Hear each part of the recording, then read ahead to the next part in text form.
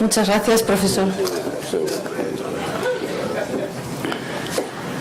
Pasamos al cuarto contribuyente a esta mesa, el profesor educador Fernando Escribano. Es profesor de Historia y Geografía en el IES Beatriz Galindo de Madrid y es doctor en Historia por la Universidad Autónoma de Madrid.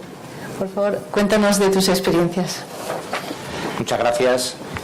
Al preparar esta intervención, ciertamente iba a participar en una mesa donde se iba a hablar de cómo detectarlo y cómo combatirlo. Yo, la verdad, que desde un primer momento sabía que cómo detectarlo sabía poco. La verdad que he aprendido mucho hoy. Voy a estar pendiente de muchas más cosas y me ha dado tiempo a rememorar situaciones a las que sí me he visto involucrado y que hablan de esta presencia del antisemitismo. Yo lo que he hablado, tenía una presentación, no sé si... de hecho estaba... Sí, me la han puesto ahí para que la pudiese manejar. ¿En PowerPoint esta? Sí. No, sería otra. Yo creo que habría que quitarla. Estaba puesta en el escritorio. Sí. Lo he visto antes que la ponía. A la hora de combatir, que es donde más se podría hablar, yo lo he hecho desde el punto que está aquí a la derecha, hacia abajo.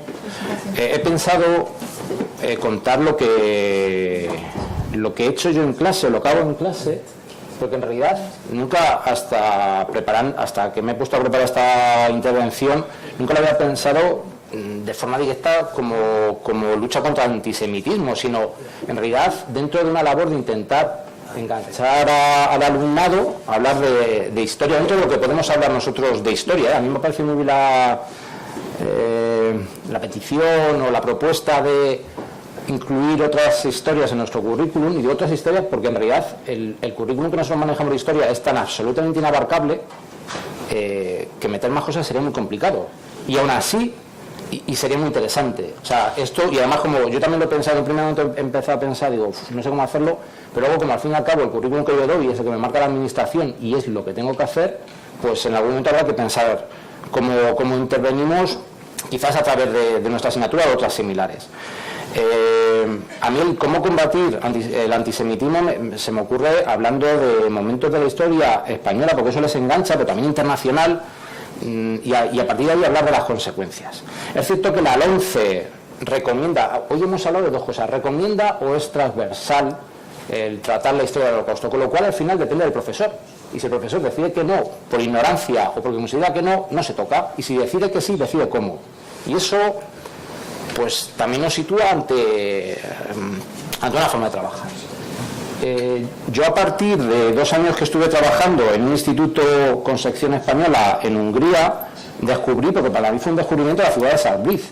Y luego la gran sorpresa de la figura de Salbriz es descubrir que casi nadie lo conoce en España. Ahora sí, ahora hay un par de reportajes, o sea, hay una miniserie interesante, hay algún libro con una visión también muy especial, porque aquí nos metemos en un tema político, y luego hay algún documental, pero en general no se conoce. También pensé que en un foro como este se debería conocer, con lo cual yo voy a contar 2 cosas, y si no invito al conocimiento. Y luego lo que también he estado descubriendo, y ahí reconozco mi ignorancia, es que en el Centro Israel Sefarad hay una serie de materiales absolutamente increíbles y que se trabaja muy en serio y muy bien al respecto, y ese material, pues si bien yo no lo he utilizado para esta intervención, pues desde luego formarán parte de mis clases o desde luego será señalado.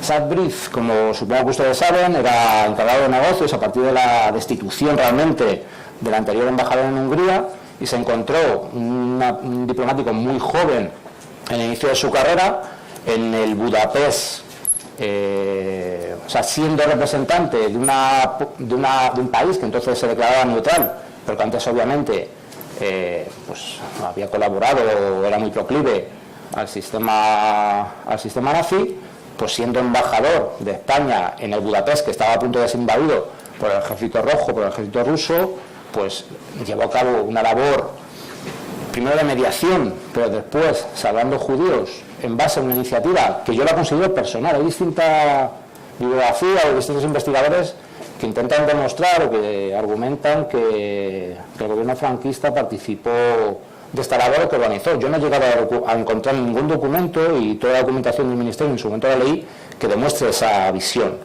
es una interpretación posible, pero para mí es muy difícil de sostener. Yo por lo menos no he visto ningún documento, con lo cual como historiador tengo que pensar que esto no sucedió. Y lo que pienso a partir de, no el testimonio del embajador, porque fue muy discreto y también trabajó como embajador y por tanto contaba o podía contar ciertas cosas.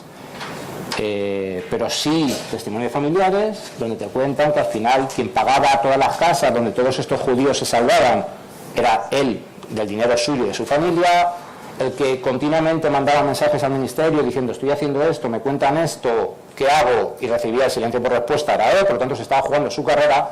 Y luego en una serie de imágenes que a mí me recuerda mucho a la lista de Schindler, porque al final Schindler es la referencia y todo el mundo cuando habla de Salzburg curiosamente habla del Schindler español, cuando Schindler pues sin duda tuvo una acción que permitió salvar judíos, pero fundamentalmente fue industrial que se aprovechó del trabajo como esclavo de los judíos para beneficiarse y que luego tuvo esta acción que permitió salvar a todos estos judíos. Pero comparar a una persona que se jugó todo, su vida, su carrera, su dinero por salvar judíos, compararle no me parece adecuado.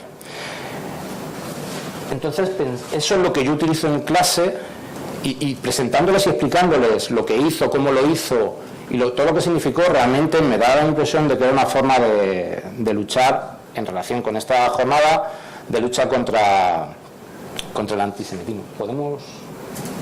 Vale. Bueno, hay una serie de... Yo he preparado algunas imágenes, son típicas, pasa. Dale otra, por favor.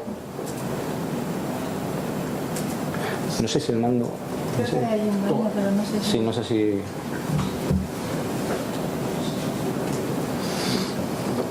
Hay que dar ahí, ¿no? Dime dónde apunta. Aquí, este. Bueno, realmente yo lo que tenía preparado es una serie de imágenes, pero algunas sí me parecían especialmente interesantes, porque en realidad contando la figura y la acción de que después fue embajador, de hecho muere como embajador español en Roma, gracias a una acción en la que se estaba jugando absolutamente todo, consigue salvar un montón de vidas. Me gusta también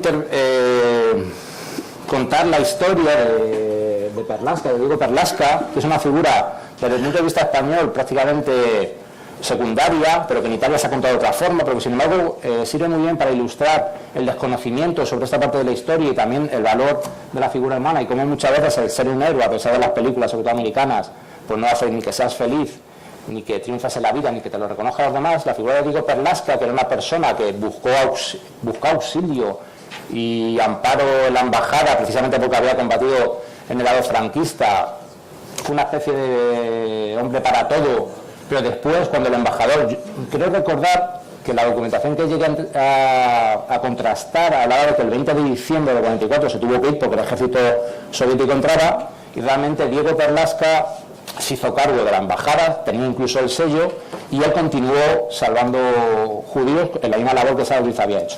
A Diego Perlasca muere prácticamente, muere como persona reconocida y muere en unas buenas condiciones de vida, pero realmente durante 40 años estuvo, por lo menos al final de su vida, prácticamente en la indigencia. Se le recupera porque sobrevivientes de estas casas españolas en Budapest le reconocen, y a partir de ahí se le reconocen un montón en distintos países, y consigue contar su historia. Y los italianos, en Italia siempre se ha contado más bien la figura de Salzburg como si fuese secundaria, de algún modo incluso se le llega en parte a ridiculizar, pero a mí me sirve para contar, digamos, una especie de